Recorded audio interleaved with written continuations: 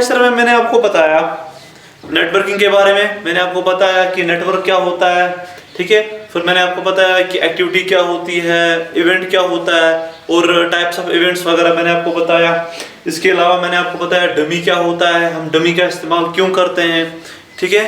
और उसके अलावा फिर मैंने आपको बताया कि हम नेटवर्क में डमीज कैसे डालते हैं और फिर एक्स्ट्रा डमीज हम कैसे बाहर निकालते हैं नेटवर्क में से, वो भी मैंने आपको बताया। जब मैंने फिर वो रूल्स वगैरह डमीज के, वो भी मैंने आपको लास्ट लेक्चर में बताया।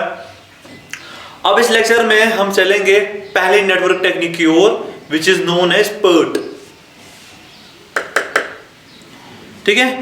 PERT stands for program evaluation and review technique.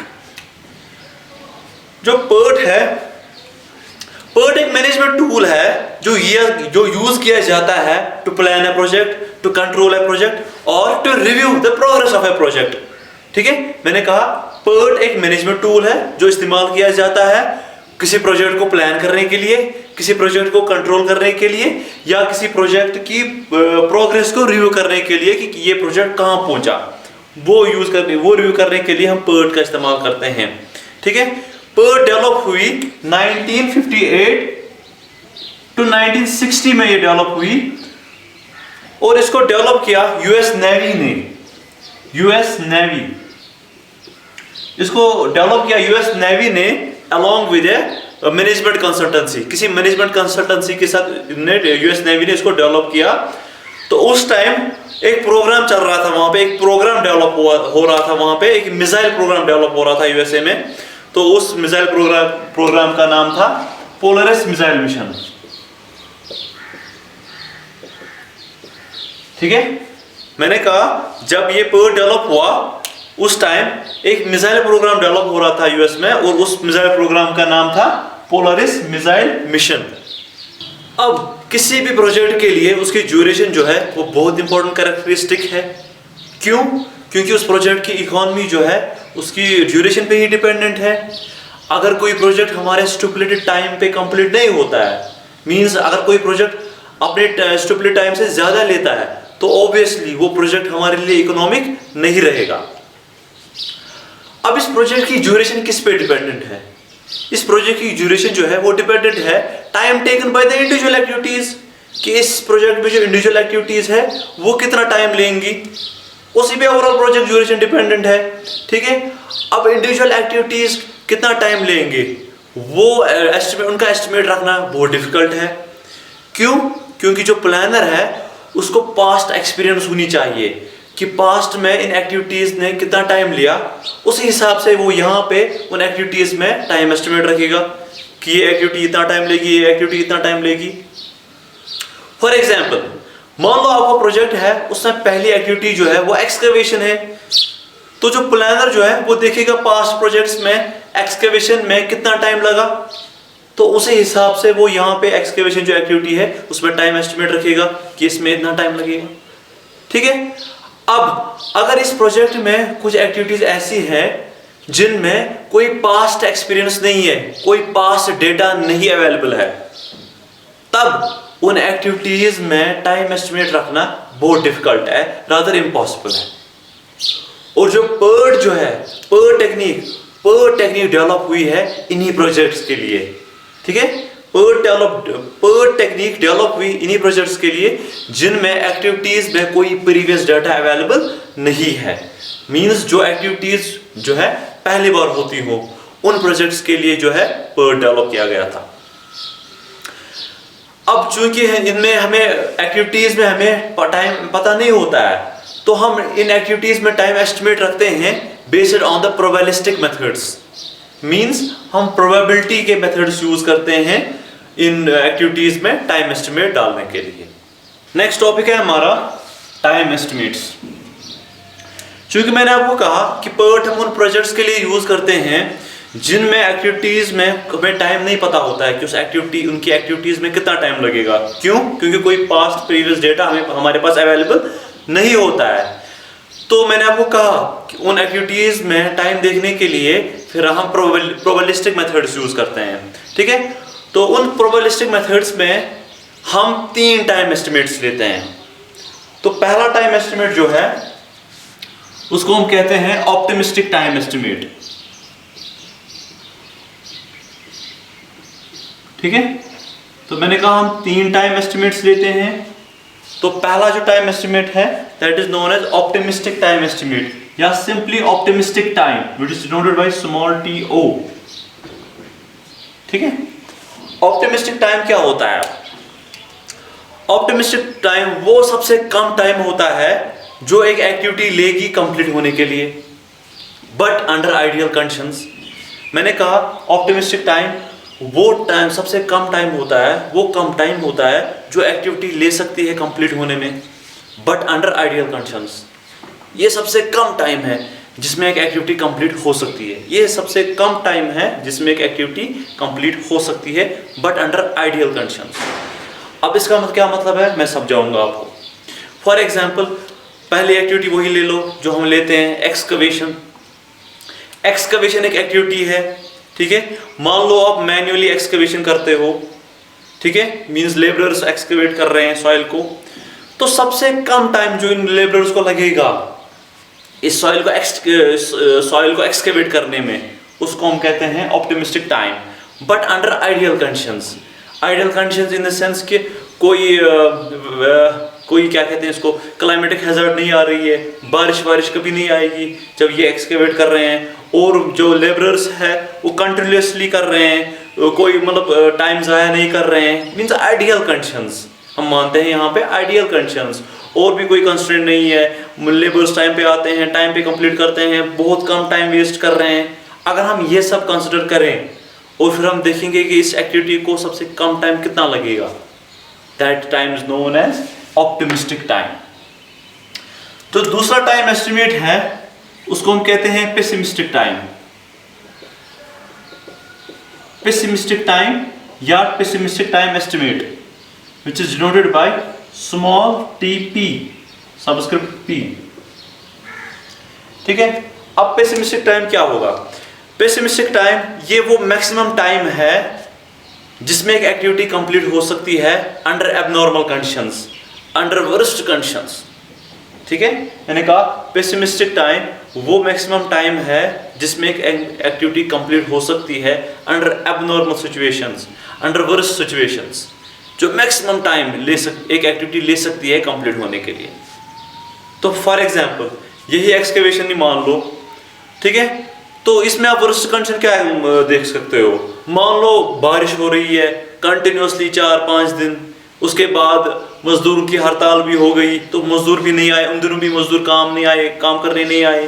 ठीक है, तो इसमें बहुत ज़्यादा टाइम लगेगा। फिर अगर ऐसी सिचुएशंस आई, क्लाइमेटिक कंडीशंस आई या मजदूरों की कंडीशन आई, हड़ताल वगैरह, या मजदूरों को क्रॉपिंग सीजन आया तो वो गांव चले जाते हैं क्रॉपिंग वगैरह करने, तो फिर अगर ऐसी सिचुएशंस आई तब हमारी एक्टिविटी जो है ये सबसे ज़्यादा टाइम लेगी कंप्लीट होने में। तो वो मैक्सिमम टाइम जो एक एक्टिविटी लेगी कंप्लीट होने के लिए, तो उसको हम कहते हैं पेसिमिस्टिक टाइम। अब तीसरा टाइम एस्टिमेट जो है वो है most likely time. Most likely time which is denoted bye TL। अगर हम देखेंगे एक्चुअल में जो हमें टाइम लगता है एक्टिविटी में, ना वो ऑप्टिमिस्टिक टाइम होता है और ना वो पेसिमिस्टिक टाइम होता है। मींस वो टाइम जो है इन दो के बीच में होता है जो कि एक्टिविटी को लगता है कंप्लीट होने के लिए। ठीक है, उस टाइम को हम कहते हैं मोस्ट लाइकली टाइम। ठीक है, तो मोस्ट लाइकली टाइम को हम कह सकते हैं इट इज अ टाइम जो एक एक्टिविटी एक्चुअली लेती है अंडर द नॉर्मल कंडीशंस। ठीक है, मैंने कहा मोस्ट लाइकली टाइम को कह सकते हैं ये वो टाइम है जो एक एक्टिविटी लेती है कंप्लीट होने के लिए अंडर नॉर्मल कंडीशन, जो नॉर्मल कंडीशन वहां पे है, उसको हम कहते हैं most likely time which is noted bye TL।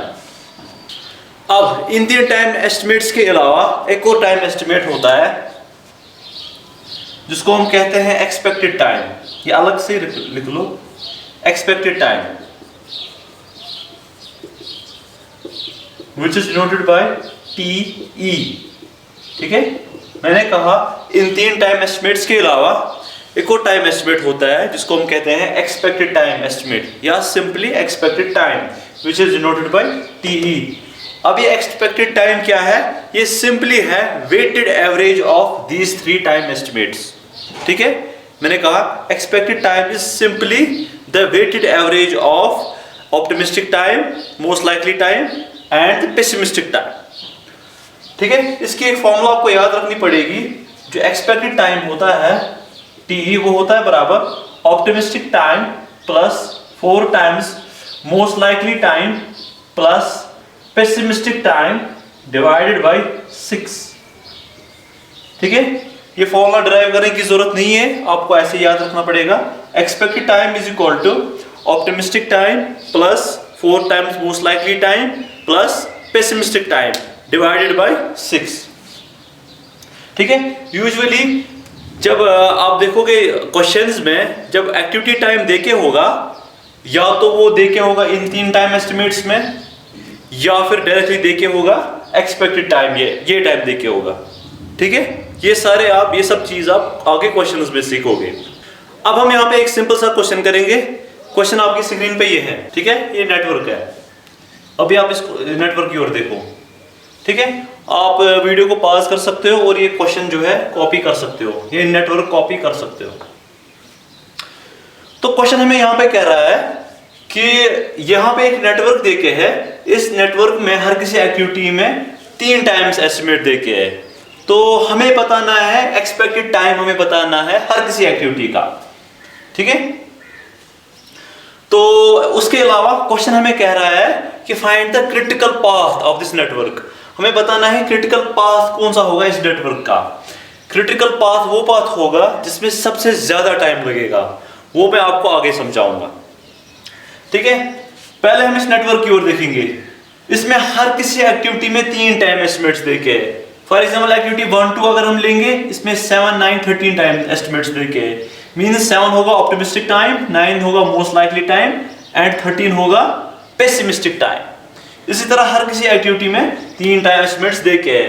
तो हमें क्या निकालना है? हर किसी एक्टिविटी का क्या निकालना है? एक्सपेक्टेड टाइम निकालना है। तो हम क्या करेंगे, यहाँ पे एक टेबल बनाएंगे। पहला कॉलम होगा एक्टिविटी, दूसरा कॉलम होगा ऑप्टिमिस्टिक टाइम, तीसरा कॉलम होगा मोस्ट लाइकली टाइम, चौथा कॉलम होगा पेसिमिस्टिक टाइम और लास्ट का कॉलम होगा एक्सपेक्टेड टाइम।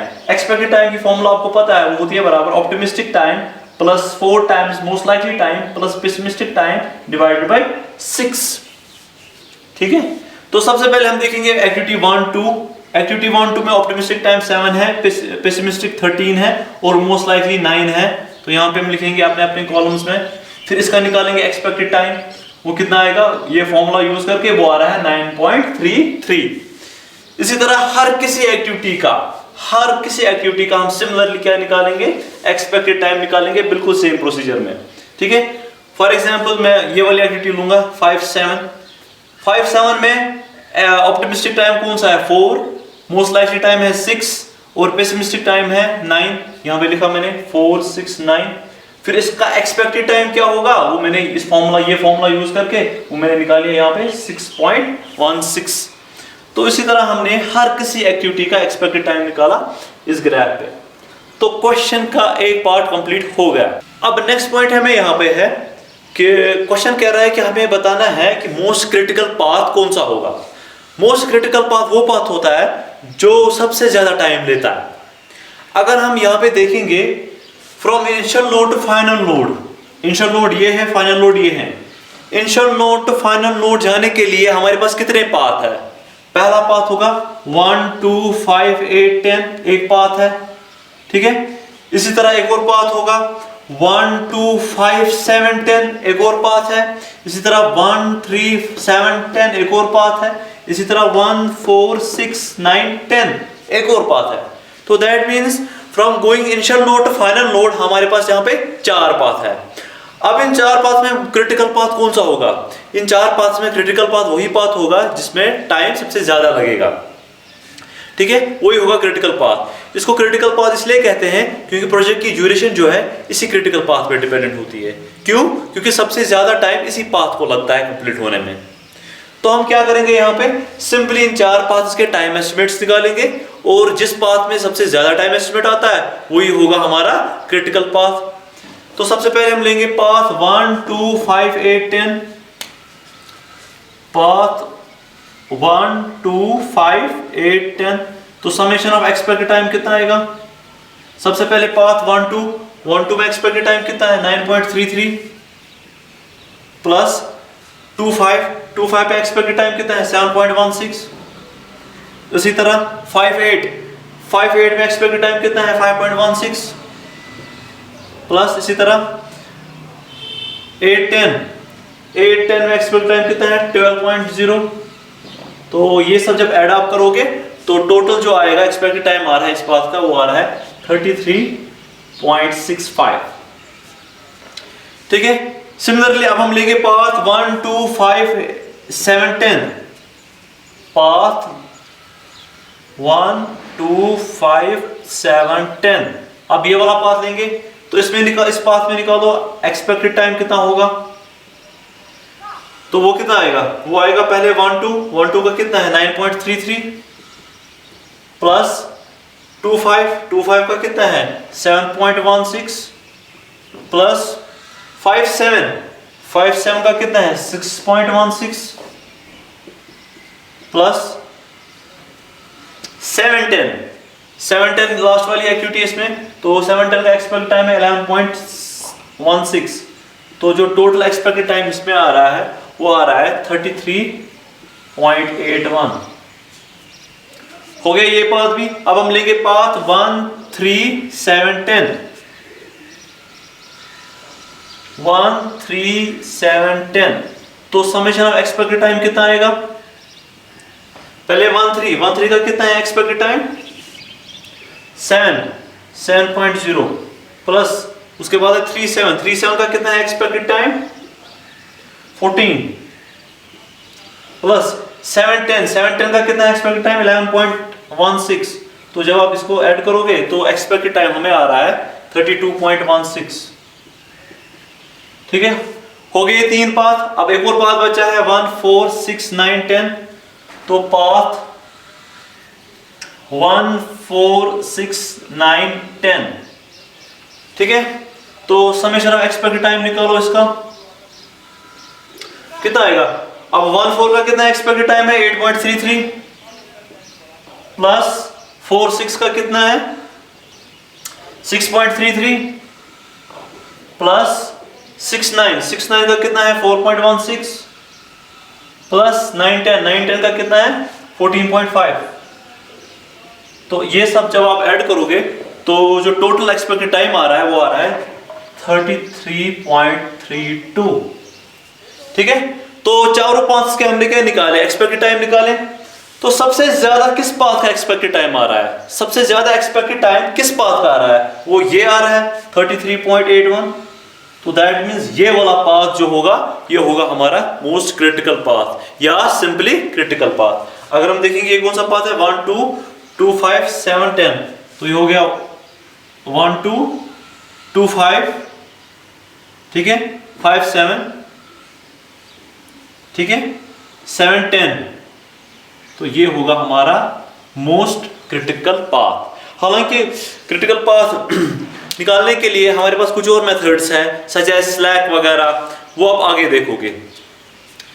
ठीक है। यहां पे आपको 2 चीजें समझनी है। सबसे पहले ये जो एक्टिविटी टाइम है ये 7 9 13, ये तो आपको पता है ये ऑप्टिमिस्टिक टाइम है, मोस्ट लाइकली टाइम है, ये ऑप्टिमिस्टिक टाइम है, मोस्ट लाइकली टाइम है और पेसिमिस्टिक टाइम है। ये इनका यूनिट जो है मिनट्स भी हो सकता है, आवर्स भी हो सकता है, डेज भी हो सकता है या मंथ्स भी हो सकता है।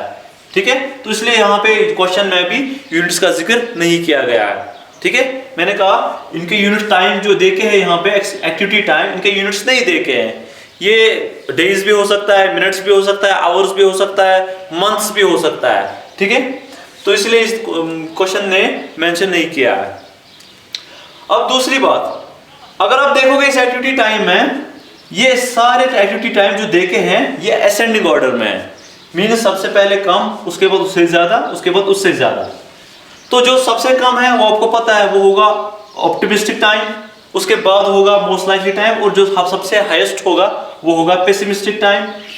कभी कभी क्वेश्चन में क्या होता है, एग्जामिनर क्वेश्चन में ट्विस्ट करता है और ये टाइम जो है, टाइम एस्टिमेट जो है असेंडिंग ऑर्डर में नहीं देता है। फॉर एग्जाम्पल आपको देगा ऐसे 613।